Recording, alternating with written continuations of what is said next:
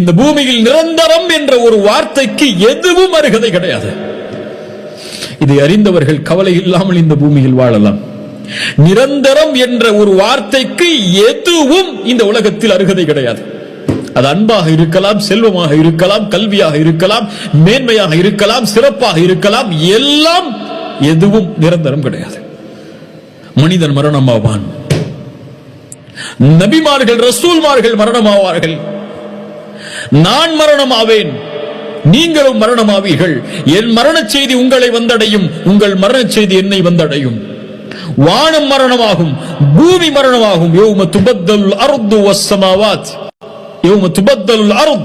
அல்லாஹ் ரப்புல் ஆலமீன் நாளை மறுமையில் இந்த பூமியை மாற்றி இருப்பான். மரணமாக இருக்கும் இந்த பூமி.